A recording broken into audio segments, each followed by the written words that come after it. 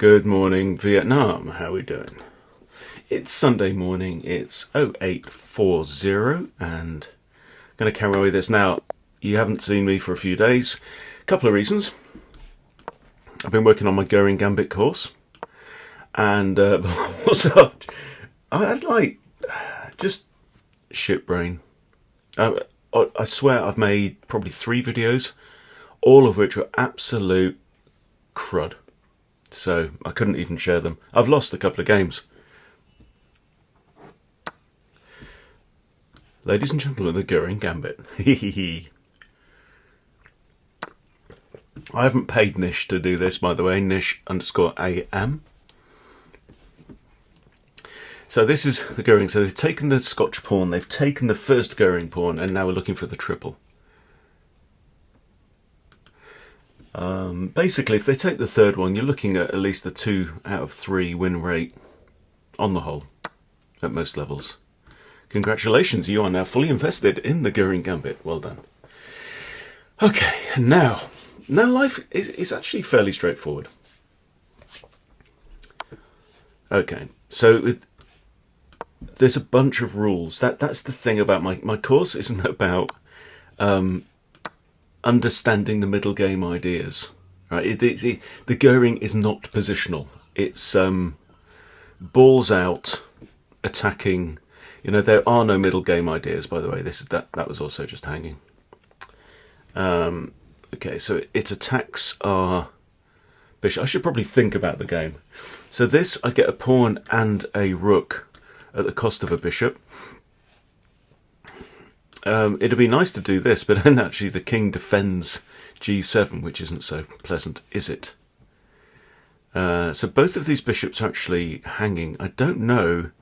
Yeah, I've got queen d3 or queen b3 defends both. Queen b3 is actually a very typical move. So queen b3. I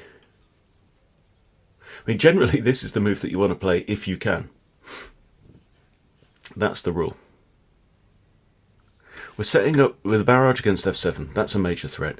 But also, bishop takes g7 is also a major threat. Therefore, that's what we're going to do. I've never seen this position before, by the way. I've never seen the queen come out there in the Goring.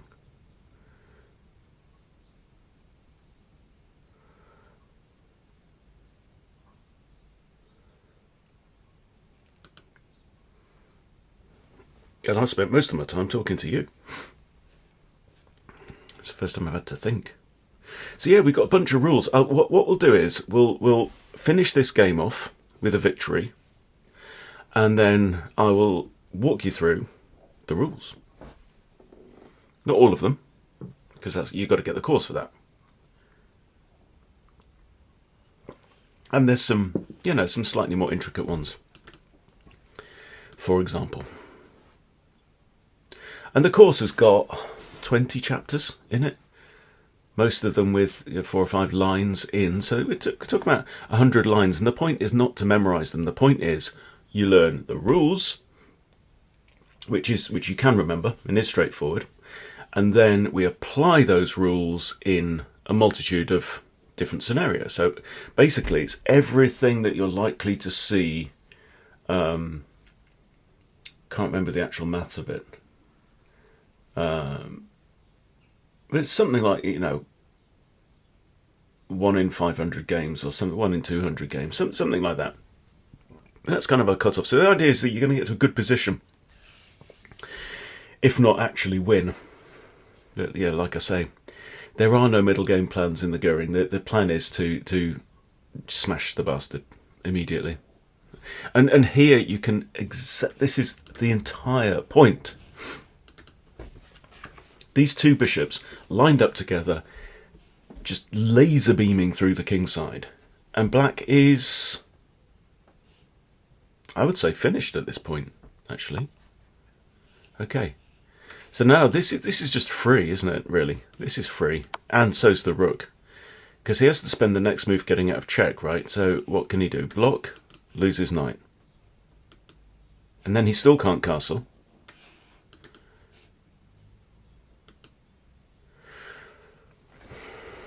So he's got 2 ways to block the check, or he has to move the king. Oh, so what he should do, I think, is probably king f8 because of that move. If king f8, I just drop here and I'm threatening to checkmate him. King f8, I drop back here, he plays g6 to prevent that, and I take his rook. You see, this is just nasty. And now, look at this.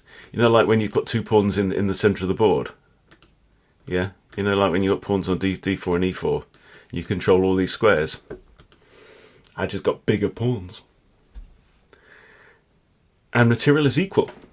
So, everything to play for. Nish. But not for long.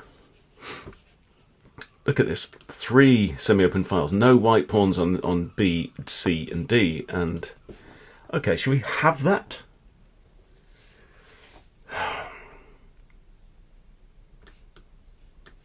King takes. I can't come there. That's what I'd love to do, isn't it?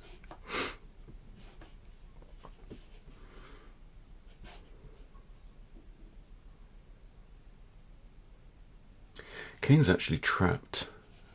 Knight here would be lovely to play.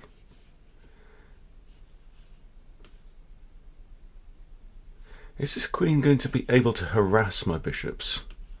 Oh, she can't go there. I'd love to get my knight to there with a major piece on the d file, so that would be a very sexy smothered mate. But I don't think that's the way to win this game. I mean, logic kind of says centralise the rooks on c1 and d1, doesn't it?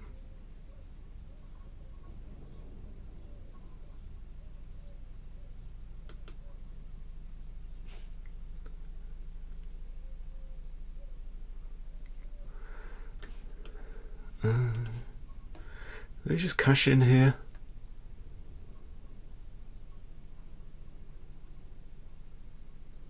I'm struggling to see a better way forward. So if, like, rook a c1, he could try and swap off queens,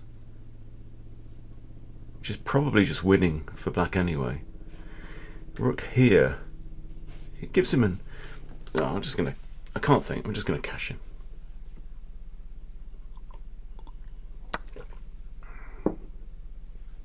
Okay, now queen here wins, so how can I protect my queen there? I can't play this.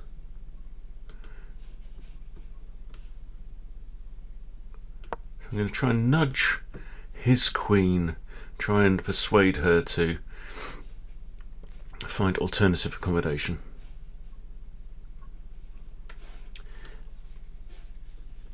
Or another thought could be takes, and if takes, that is repetition.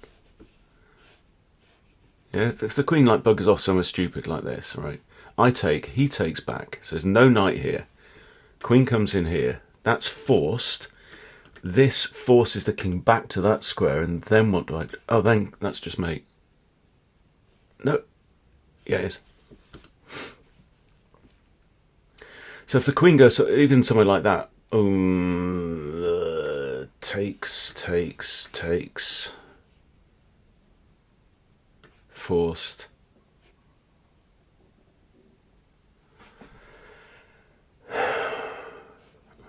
Can't visualize that. I'm not Hikaru.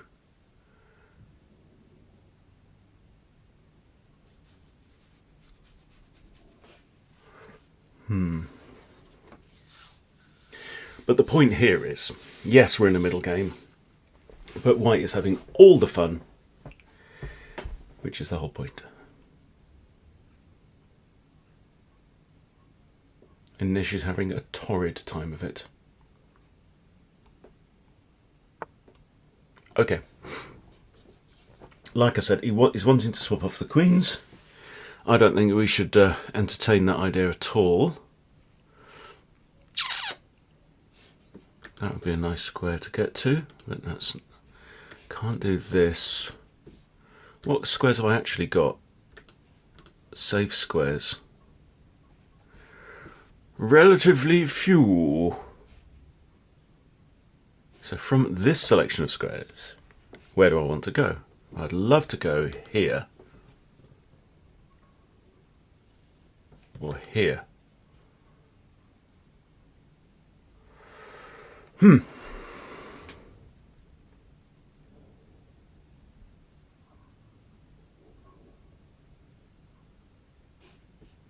just gonna...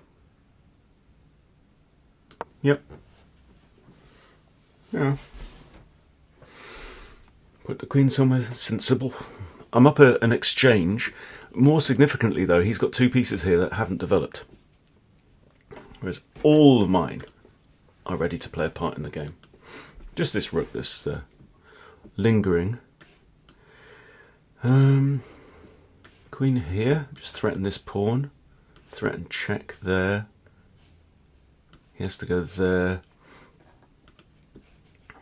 Queen here.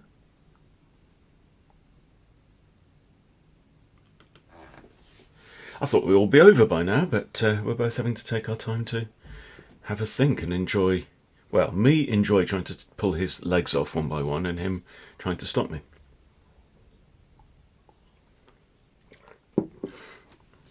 And I know he's 1270 and I'm like 1500 normally. But the point is, yeah, my course is aimed at... Like, the Goring is not supposed to be... If you're a titled player, it's not supposed to be sound. But even the supposed refutation is... I mean, it's equalising for black, which is like black's happy. It's like, oh, I've equalised, I'll move to 4. But it's not by any means lost for white. And when you're at the beginner to break through to intermediate level like me, it's like they ain't going to play it anyway. They ain't going to find it. They play into the gambit nearly all the time. What we saw here up to this point is the most common outcome. So, yeah, don't sweat it. And he's down to 2 minutes. Not Andy, Nish, you know what I mean.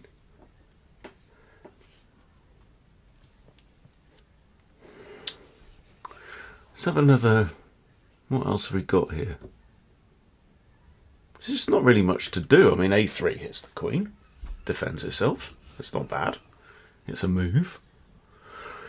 But I'm thinking stuff like this. Come after this pawn. Check him. He's got to give up his knight then, actually. Hasn't he? Check him. He's got king here, I suppose. But that's very, very nasty indeed. So there you go. The Göring Gambit. Absolutely deadly. Don't know if anyone else is a fan of one of my favourite programs. I think it's on Discovery or something like that. Forged in Fire. It's one of these reality shows where they get amateur bladesmiths. So people who work in metal to make knives, swords, that kind of stuff. And they give them tasks to do. So, you know, here's some metals, even some random metal or whatever, and they have to make a blade out of it live in the forge. And it's really cool. And then they do tests like slice stuff, kill ballistics dummies and slice through crap and try and break the knives and stuff like that. It's really good fun for boys if you're into like that kind of stuff. And yeah, one of my sons is studying blacksmithing now, and we were huge like fantasy Lord of the Rings fans and stuff like that. And anyway, they've got one of the judges on there, Doug Mercado, is I think is Filipino martial arts expert, and you know, very skilled with bladed weapons, and he does on the kill test. He's got, and anyway, it's a very long story to get to the thing. He's got a catchphrase. He says, "Your blade, sir, will keel." And quite honestly, that's what the Göring Gambit is like. This gambit will keel. Yes, yes, yes. Okay, well, first of all, we'll have a free look at our game review. This is my nice cash in my thing. Oh, I made a blunder. Well, I have a miss. Look, look at this. Opening accuracy 100 for Nish. Yeah? And he got his pants pulled down. In the Scotch game, So, knight c6 develops first things, well, I'll give you a quick lesson in the Goring. Now, there is a gambit called the Danish Gambit. In the center. Okay. Controls d4. And the idea is this. Opens up the queen and you can go full Danish with this, right? Lovely gambit, right? This is great. It says black slightly better, right? Because black's up 2 pawns at this point, I think. Yeah. And then you play on, right? Problem is, every e4, e5 player has faced the Danish Gambit and has a strategy against it. Well, they will do at a certain point. At 1200, they will be starting to go, I need a tool against the Danish, right? So, for example, what I play is take the first pawn, they do this, and I play queen e7 as black, right? Because this pawn's actually hanging. And you've got the idea of d5, threatening that pawn, and I think I do quite well with that. Anyway, so that's the Danish. But they see the Danish coming. So what we do, the Göring Gambit is a variation of the Danish with the addition of this move and this move. And it looks like, well, you know, how different is that? Well, it is different enough, but the same enough as well. And I've done loads of videos on the Danish Gambit as well, by the way. And then we carry on with this. Now, this is the Scotch, right? Absolutely classic, top drawer opening, played at every level forever. And it's a jolly good opening. And the best move here for black is to take the pawn, right? The next best is knight takes, which is 0.3 of a pawn worse. This is a good surprise weapon as well. But they should take the pawn. Now, generally, I play the Steinitz variation with this, okay, which is very spicy, like the 8th most common move. But so here, they're expecting various things, right? The classical Scotch would continue with knight takes pawn. Maybe knight takes, queen takes, okay? And there's millions of games played like that. Or you can play the Scotch Gambit with bishop c4, with ideas about targeting the f-pawn. Yeah, all very good, absolutely, and deadly. And that can lead into the hacksaw, which is interesting. So they do like this, I think, and then you play this. This is the hacksaw Gambit now. And here we've got some similarities, okay? But anyway, what you do at this point is you surprise your opponent. You say, well, we're not going to play any of those Scotch lines that you've heard about. I'm going to play c3 now. And they go, okay, well, my pawn is attacked 3 times. I can't defend it because that is the pawn. Right? I'm only defending it once. I might as well, in for a penny, in for a pound. I'm going to desperado and grab as many pawns as I can on the way out. And then you go, okay, just develop my bishop. And black goes, well, this guy's dead. You know, he's about to get eaten by that knight, so I just capture again. You go, fine. This is fine. I'm down 2 pawns, but I've got ping, ping, ping. 3 pieces developed into the board compared to your 1. What's more, both of these bishops are gunning down on that king side. Okay, so in the game, we had this. Perfectly good move. In fact, the best move according to the engine, right? When you get this check, our rules in the course say you always block with knight c3. And you are more than happy if they want to trade, which they did in the game. Trade, okay? Now what have you got, Mr. Black? The machine actually says after knight f6, it's even. But he's 2 pawns down. Now, whenever you see that, it's like, okay, the computer says this is playable, right? But we're 2 pawns down. That means that we've got 2 pawns of compensation somewhere. And that, in my mind, makes it much better for the side that's got the compensation, not the material. Because it's going to be easier to play for us if you're not a machine. Okay, so this is what happened, right? Then we have queen e7, okay? And did I? Oh, I did, didn't I? Oh, it's telling me I missed it. Yeah, classic trick.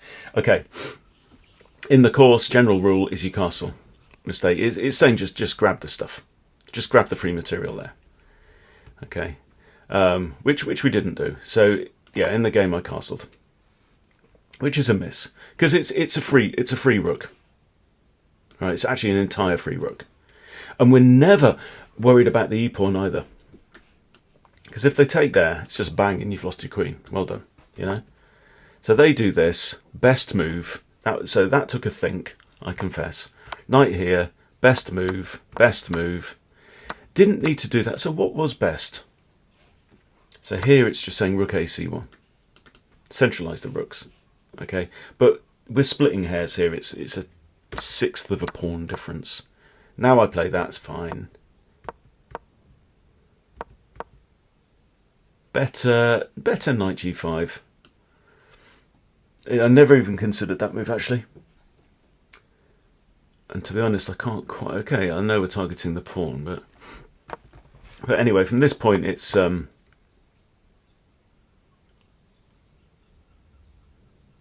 he play that? Did he play that and then resign?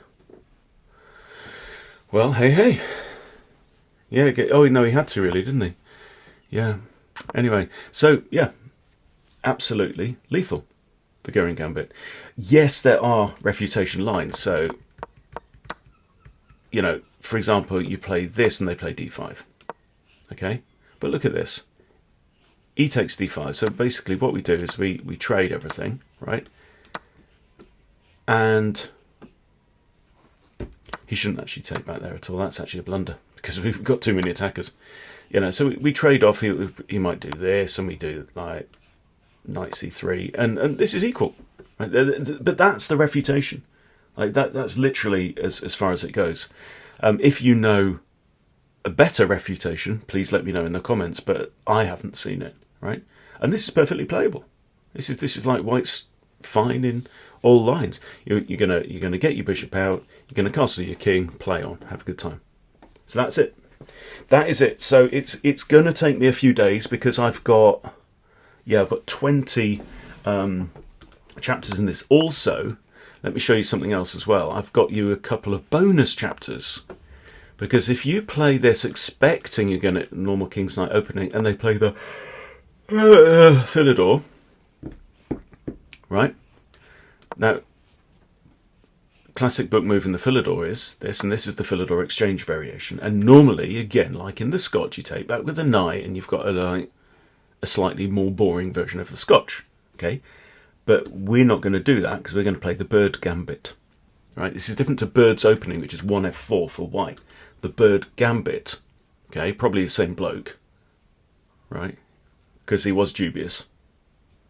Don't know what he was like in his private life. I'm not casting any aspersions there, but this is the Bird Gambit. And again, this is great. So I've got you 2 chapters on that. What happens if they fully accept the Bird Gambit? Right, so in a very similar situation. Now, if they were to play this is completely typical Goring stuff, because d6 is a really common move. And by the way, almost whenever they play d6, queen b3. It's in the rules.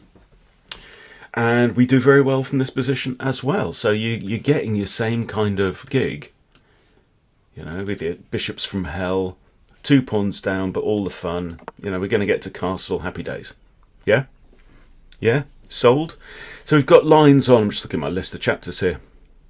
So I'll give you a little overview. We've got 6 chapters, 7, 8 chapters on the fully accepted line, which is the most common that you'll find. Then we look at what happens if they only take 2 pawns and then do a variation. And then there's a few on 1 pawn and do a variation. What I don't cover is if you play the Scotch and they decline the first pawn, because that's not the Göring Gambit, right? It's only if they take, this is now the Goring. This move is the Göring Gambit, okay? So we don't cover Scotch sidelines because that would be a course on the Scotch. And, you know, that's not what I play. So, you know, what can you do? I'll be one for another time. But anyway, so yeah, wish me luck. I'm going to get to recording this for you guys hopefully in the next few days so that you can get that in time for Christmas, have something to study while you're digesting your Christmas dinner, and come back in the new year with a new secret weapon that will kill. See you next time.